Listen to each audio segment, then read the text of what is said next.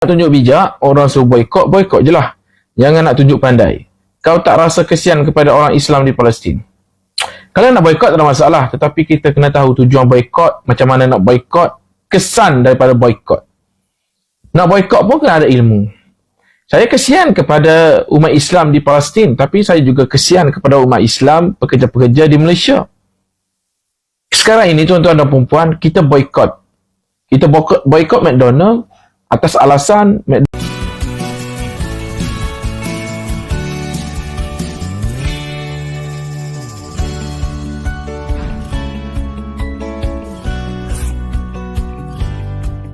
Shalom saudara yang dikasihi Tuhan Yesus.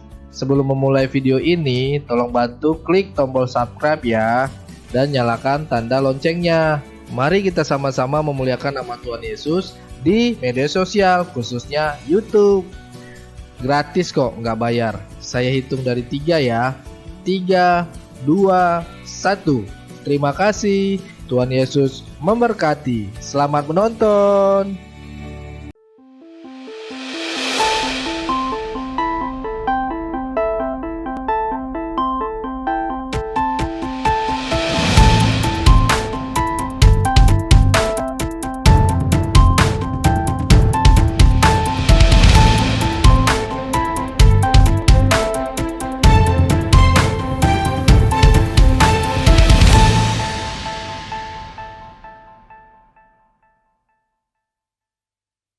Shalom teman-teman yang dikasihi Tuhan, bertemu kembali dengan saya Abdullah di channel Gereja YouTube. Beberapa hari yang lalu kita mendengar Presiden Jokowi menyampaikan terkait dengan boykot semua produk Israel, demikian juga dengan isi fatwa dari Majlis Ulama Indonesia yang juga merekomendasikan agar umat Islam untuk tidak membeli produk-produk Israel ataupun yang punya koneksi dengan Israel supaya umat Muslim itu tidak membeli produk-produk tersebut. Di dalam kesempatan ini teman-teman Gereja YouTube Abdullah akan mengajak kita mendengarkan juga satu pernyataan dari teman saya yang di Malaysia, pemuda asal Malaysia terkait dengan boykot kerana mungkin juga di negaranya juga melakukan hal yang sama. Memang kalau kita perhatikan efek dari boykot Israel ini, salah satunya adalah menyebab banyak orang pengangguran kerana tidak akan ada karyawan lagi yang bekerja seperti di McDonald dan lain sebagainya. Seperti apa cuplikan video dari seorang pemuda Malaysia ini, mari kita dengarkan bersama-sama video. tak payah nak tunjuk bijak, orang suruh boykot, boykot je lah. Jangan nak tunjuk pandai. Kau tak rasa kesian kepada orang Islam di Palestin? Kalau nak boykot tak ada masalah, tetapi kita kena tahu tujuan boykot, macam mana nak boykot, kesan daripada boykot. Nak boykot pun kena ada ilmu. Saya kesian kepada umat Islam di Palestin, tapi saya juga kesian kepada umat Islam, pekerja-pekerja di Malaysia. Sekarang ini tuan-tuan dan puan-puan, kita boykot. Kita boykot McDonald atas alasan McDonald itu brand Zionis ataupun Israel. Kita boykot brand ataupun jenama dengan tidak membeli produk. Jenama Yahudi, produk, adakah produk itu Yahudi? Tidak. McDonald adalah franchise, dia ada franchisee dan franchisor. Pemilik brand itu mendapat 50%, pemilik brand itu McDonald dapat 5%, manakala 95% diperoleh oleh rakyat Malaysia, umat Islam, orang Melayu. 5% kerana kita guna jenama dia. 90% apa dia? Bahan mentah, tenaga kerja, cukai, CSR dan macam-macam lagi yang terkandung di dalam 95%. Kita boykot kerana 5% ini, tetapi yang terboykot sekali 95%. Kita boykot brand McDonald, jenama McDonald, tetapi produk hasil daripada pekerja Malaysia, ayam daripada peternak daripada Malaysia, sayur daripada petani-petani Malaysia juga terboykot sekali. Ini yang kata, nak ilmu, tak ada masalah nak boykot, boykot. Tetapi, adakah dengan boykot itu akan menjatuhkan pihak yang kita nak boykot ataupun jatuh sekali orang yang terkait dengan syarikat tersebut?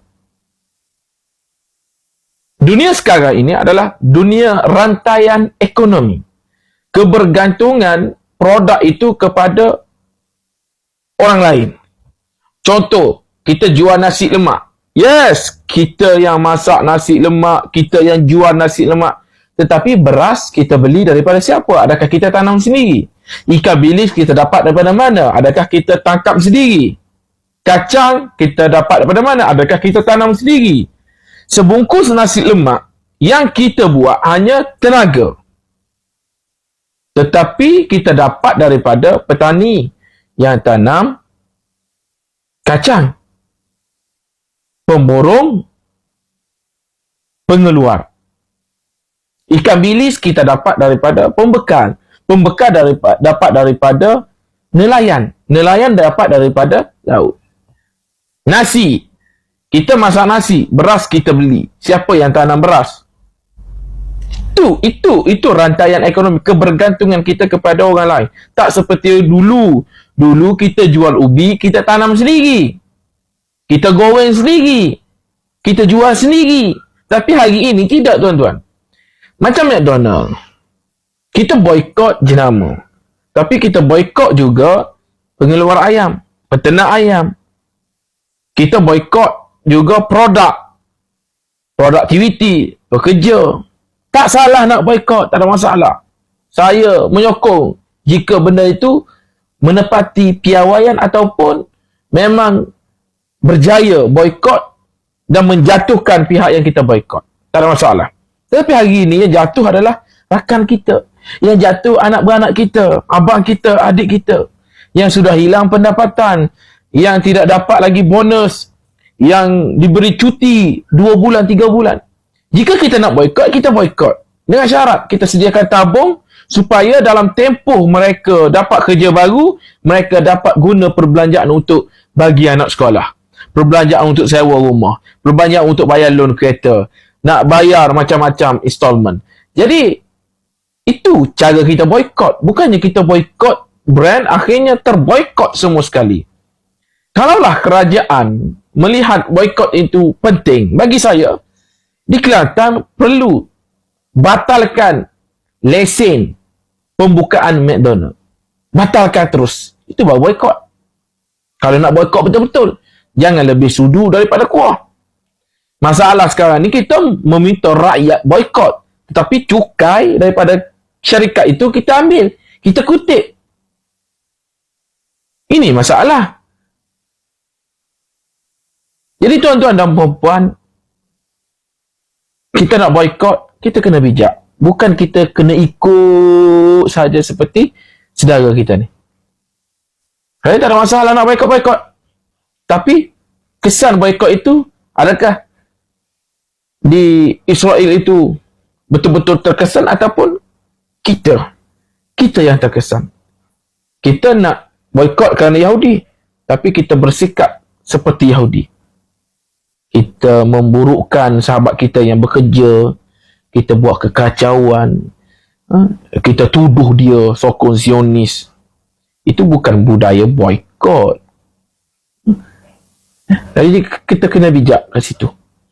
Nak boykot, boykotlah, tak ada masalah. Tapi jangan boykot McDonald's saja, boykotlah laptop, Microsoft, iPhone, boykotlah.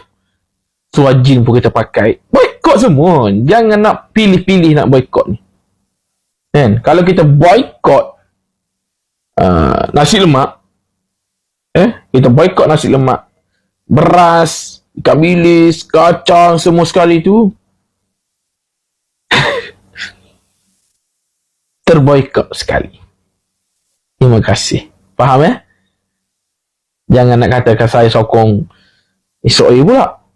Kerana tak menyokong boykot yang diminta oleh sahabat kita ni. Nak boykot, kena lawak otak. Bertemu kembali. Tindakan McDonald Israel yang menyumbang makanan kepada tentera rejim Zionis itu merupakan tindakan persendirian. Menurut McDonald Malaysia, gerbang alaf restoran dan senyum rehat, tindakan itu tidak mencerminkan nilai atau amalan syarikat pengendali restoran makanan segera tempatan itu. Katanya McDonald's Malaysia menyedari perbincangan terbaru di media sosial berkenaan McDonald's Israel. Jelasnya keputusan unilateral yang dibuat oleh pemegang franchise individu tidak boleh dianggap sebagai tindakan global, dasar syarikat atau pendirian politik rasmi yang diambil oleh McDonald's secara global. Tindakan pengendali McDonald's di Israel menjadi contoh tindakan individu dan ia bukan keputusan global dan tidak diluluskan oleh mana-mana pengendali tempatan lain. Pada Jumaat, McDonald's Israel mengumumkan restoran makanan segera itu mengedarkan makanan secara percuma kepada tentera dan warga Israel selepas pejuang Hamas melakukan serangan. Mengulas lanjut, McDonald's Malaysia berkata adalah penting untuk memahami bahawa gerbang alaf restoran Senyum Berhad adalah sebuah syarikat operasi tempatan. Sejak pengambil alihannya oleh Lion Horn di bawah syarikat kumpulan Reza dari Arab Saudi pada 2017, ia telah menjadi entiti 100% milik Muslim. Sejak itu, McDonald's Malaysia telah menyumbangkan pembayaran zakat dan terus melakukannya setiap tahun. Sehingga 2023, McDonald's Malaysia telah menyumbang lebih 12 juta ringgit dalam pembayaran zakat ke 14 negeri di seluruh Malaysia dan menyokong komuniti yang kurang berkemampuan. McDonald's Malaysia turut menyatakan komitmen dalam perkhidmatan dan memberi semula kepada komuniti tempat restoran beroperasi. Selain itu, McDonald's Malaysia turut menggaji beribu-ribu bakat tempatan dan melabur dalam ekonomi dan komuniti tempatan. Demikianlah videonya teman-teman gereja YouTube. Kiranya video ini boleh memberikan edukasi bagi kita semua dan juga membukakan pikiran kita sehingga kita juga boleh mengerti dan juga memahami apa dampak saat ada boikot dan seharusnya sikap kita itu seperti apa dalam menyikapi perang Palestina dan Israel. Kiranya kita menjadi orang Indonesia yang bijak. Tuhan memberkati. Cukup ₹10,000 per pekan. Puji Tuhan kita dapat menjadi dampak, menjadi bagian pembagian Alkitab gratis. Saudara gereja YouTube mau enggak ambil bagian dalam program membagikan 1 juta Alkitab gratis di Indonesia? Saya percaya pasti mau. Dari gereja YouTube buat gerakan membagikan 1 juta Alkitab ke seluruh pelosok Indonesia. Pasti saudara mau satu Indonesia faham Alkitab. Kita punya sebuah program membagikan 1 juta Alkitab gratis di Indonesia. Ya, jadikan Indonesia dengan membagikan Alkitab, membagikan kabar baik dan pastinya kita mau membagikan Alkitab dengan bentuk fisik. Nah ini, kalau kita bersama-sama dukung ini bisa bergandengan tangan, kita gunakan channel gereja YouTube untuk terus bergerak maju dan berdampak mewujudkannya bersama. Misinya apa? Kita ingin mencetak 1 juta orang yang hafal dan haus akan firman Tuhan yaitu melalui Alkitab gratis. Nah kalau ini bisa terjadi 1 juta penduduk Kristen Indonesia bisa membaca Alkitab maka kalikan 10. Maka 10 juta orang akan membaca Alkitab, membaca firman Tuhan. Dengan itu, ini tidak akan terwujud kalau tidak dengan cara bergandengan tangan. Saudara-saudara gereja YouTube kita gunakan channel gereja YouTube untuk terus berdampak dan melayani lebih lagi. Dukung program ini, agar kita bisa membagikan 1 juta Alkitab gratis di Indonesia dengan cukup sisihkan ₹10,000 per pekan. Puji Tuhan kita dapat berbagi, berdampak memuliakan nama Tuhan Yesus. Yak ikutan detailnya ada di kolom deskripsi atau bisa melalui rekening gereja YouTube yang dinaungin atas nama Yayasan Cipta Pelita nomor bank BRI 04210034205666 dengan menulis P8, artinya program ke-8 gereja YouTube. Mungkin itu pengumuman kali ini. Saya Abdullah dan semua tim pelayanan di gereja YouTube dan Yayasan Cipta Pelita mengucapkan banyak terima kasih. Tuhan Yesus memberkati.